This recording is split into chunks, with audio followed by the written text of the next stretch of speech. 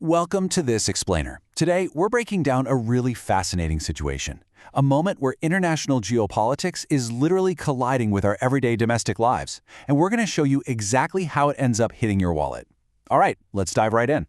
I know, it sounds like a totally bizarre connection, right? How does a geopolitical standoff thousands of miles away in West Asia end up dictating whether you should buy jewelry or whether you should take the metro to work? But the link between these global conflicts and your everyday life is actually way more direct than you might think. Because when global supply chains tighten up and international markets panic, those shockwaves travel incredibly fast. To make sense of all this, we're going to cover 1. The global oil shock, 2. India's forex dilemma, 3. The 14-point austerity appeal, 4. The gold obsession, 5. The shift to EVs, and 6. The market and political fallout. Let's get started. Section 1. The global oil shock, a crisis far from home. So let's start with the big picture here. Global crude oil prices have literally surged past a whopping $105 a barrel. And this massive spike happened right after U.S. President Donald Trump rejected Iran's latest peace proposal. The international markets reacted instantly and boom, oil prices just shot up. Because right now, a partial blockade of the Strait of Hormuz is seriously threatening global energy flows. We are talking about over 1,500 ships and their crews just stranded in the Gulf region. This isn't just some abstract political standoff, it's a massive, real-world logistical bottleneck that's driving up shipping costs and fueling serious fears of prolonged supply shortages. Now, why does this matter so much to us? Well, India relies on imports to meet about 85 to 89% of its crude oil needs. And the real kicker, we pay for almost all of this in US dollars. So when the price of oil goes up globally, India doesn't just pay a little more at the pump, the whole country essentially bleeds foreign currency. Moving right along to Section 2, India's forex dilemma, the macro impact. Let's see how this turns into a massive macroeconomic headache. Think of the current account deficit kind of like your own household budget. If your family earns 1 lakh rupees a month but spends 1.2 lakh, well, that gap is your deficit, right? And right now, because India is paying so much more for imported oil, our national import bills are just skyrocketing, and that deficit gap is widening incredibly fast. And you can see the sharp jump right here on this chart. India's current account deficit was a super manageable 0.2% of GDP in the first quarter of the fiscal year. But by Q3, it had shot up to 1.3% of GDP. That is largely driven by a massive $93.6 billion trade deficit, heavily fueled by all those expensive oil imports we just talked about. So, with all these dollars leaving the country to pay for that expensive oil, India's massive foreign exchange reserves are obviously taking a really noticeable hit. We actually saw reserves fall by nearly $7.8 billion in just one single week. And it's a vicious cycle. When forex reserves drop and the trade deficit widens, the rupee naturally weakens against the dollar, which then makes importing that exact same oil even more expensive. Which brings us to Section 3, the 14-point austerity appeal, PM Modi's call. Faced with this intense global pressure, the Prime Minister made an unprecedented public appeal.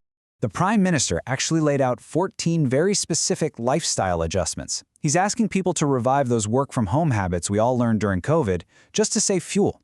He's asking the middle class to do something pretty huge, postpone foreign vacations and lavish destination weddings for an entire year, all to stop precious dollars from leaving the country. He even touched on reducing our use of edible oils and chemical fertilizers. He is basically treating everyday energy conservation as an act of economic patriotism. So, what's the logic here? It's all about this intended ripple effect. Less fuel used means a lower import bill, which ultimately leads to a stronger rupee.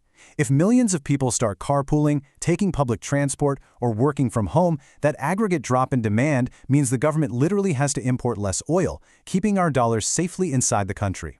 Section 4, the gold obsession, the dollar drain. Now, fuel isn't the only thing draining our dollars. We absolutely have to talk about India's deep cultural connection with gold. $72 billion. That is the staggering amount India spent on importing gold in the last fiscal year alone. That's a massive number, which is exactly why PM Modi urged citizens to hold off on non-essential gold purchases for a year. Buying imported gold during a crisis just adds immense, unnecessary pressure to our foreign exchange reserves. And it sets up this really fascinating paradox. On one hand, the Reserve Bank of India is out there aggressively buying gold to strengthen its national reserves and diversify away from the US dollar. But on the other hand, when everyday households buy imported gold for, say, a wedding, it does the exact opposite. It actually drains US dollars right out of the economy and weakens the rupee, because we have to pay international markets in dollars to get that gold. So, to force a slowdown in this massive dollar outflow, the government isn't just asking nicely, they're pulling some serious policy levers. They completely reversed their previous stance and aggressively hiked the import duty on gold from 6% all the way up to 15%. This is a direct, heavy-handed intervention to make gold a lot more expensive domestically and actively discourage people from buying it. Section 5. The shift to EVs, moving towards self-reliance. Beyond just cutting back and hiking import duties, this whole global crisis is accelerating a necessary structural shift in how India moves. This ties perfectly into the Prime Minister's push for Atmanirbhar Bharat, or self-reliance. It highlights that transitioning to domestically manufactured tech is actually a fantastic economic shield against these global shocks.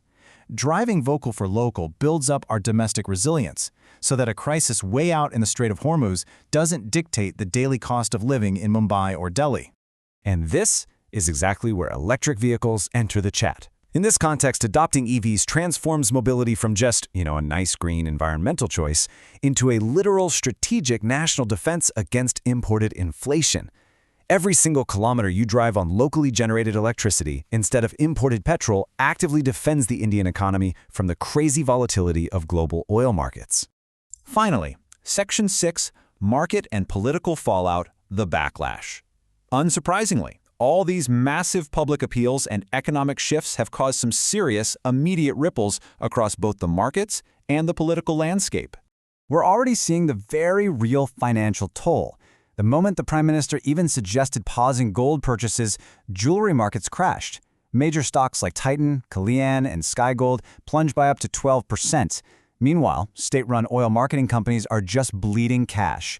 They're absorbing anywhere from 1,600 to 1,700 crore rupees in daily losses, just to keep your retail fuel prices stable and protect consumers from an immediate price shock. Politically, the debate is getting pretty intense. We're seeing the opposition argue that asking citizens to drastically change their lifestyle is proof of failure, claiming the government is just shifting the burden of poor crisis preparation onto everyday people. On the flip side, the government maintains this is a visionary roadmap. They argue it's a completely necessary, collective national effort to make India energy secure in a highly unpredictable world. We're showing you both sides here because it perfectly illustrates how these economic strategies are being fiercely debated at the highest levels. So as the world nervously watches the situation in West Asia, we want to leave you with this thought. In a highly interconnected, volatile global economy, can the collective daily choices of regular citizens, what you drive, where you travel, and what you buy, truly serve as the ultimate line of defense for a massive national economy? It's an incredible experiment in economic patriotism. Thanks so much for joining us on this explainer, and we'll catch you in the next one.